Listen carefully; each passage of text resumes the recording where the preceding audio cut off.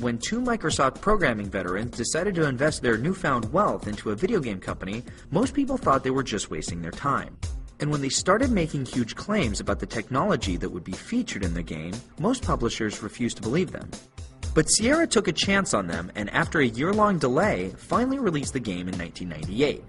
It blew away all expectations, and for years afterwards, Half-Life was the game all others were compared to, and Valve was the studio that other developers wanted to beat.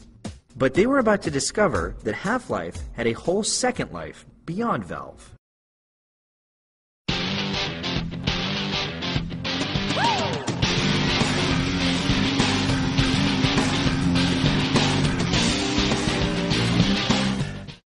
The incredible success of Half-Life made several things apparent. First, Valve would survive their gamble and prosper. Second, the world needed more Half-Life.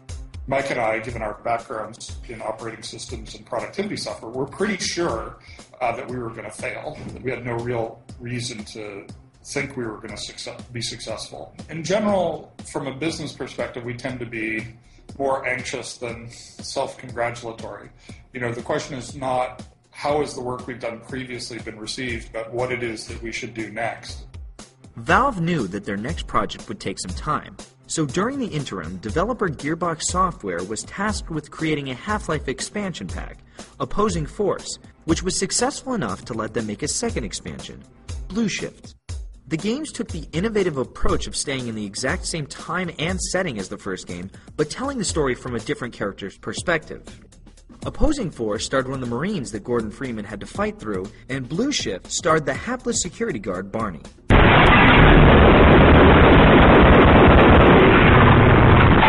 Like Half-Life, they were both also titled after scientific principles. Opposing Force is Newton's third law, and Blue Shift is the Doppler effect. But while they sold well enough, these were not to be the offshoot projects that people remembered. The art of modding, when players dug into the game's code and changed it to make new games, was accepted by some studios, like id Software, and rejected by many others. Valve decided to open the floodgates to the modding community, since many of their employees came from there. One of the things that was characteristic of Half-Life was that it was adopted pretty wholeheartedly by the modding community. Mike and I both have operating systems backgrounds, and when you develop operating systems, you're almost always thinking of the value that you create as being indirect, that you build tools that other people use to create value for consumers. There's not a huge difference between what you do to be a good tool for a Fortune 50 company as opposed to what you do to be a good tool to, two kids in Western Australia who are developing Team Fortress. With so much of Half-Life's code up for revision, it wasn't long before a boatload of mods hit the internet, a few of which have risen to near equal status with the game they stemmed from.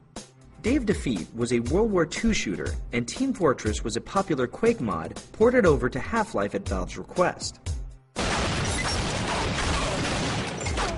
But Half-Life's biggest mod also happens to be the biggest, most popular, and most successful mod in history: Counter-Strike.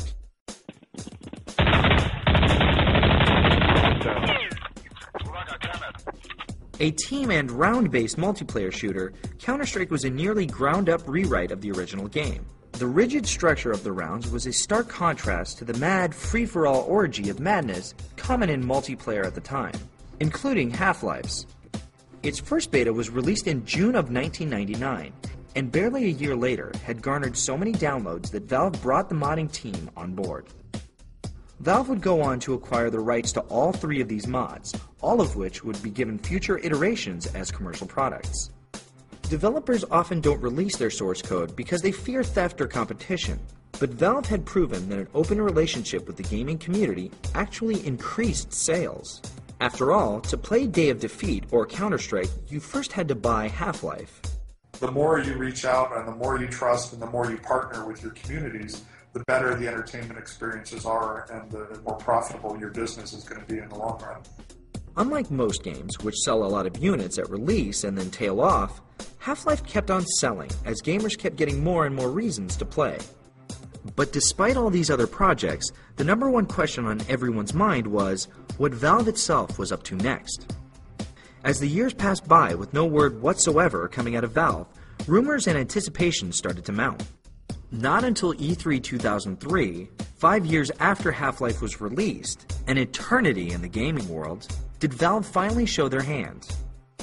And while outside developers and modders are great, Valve was to show once again that nobody makes Half-Life like they do. Tune in next time to see how great expectations come with great risk.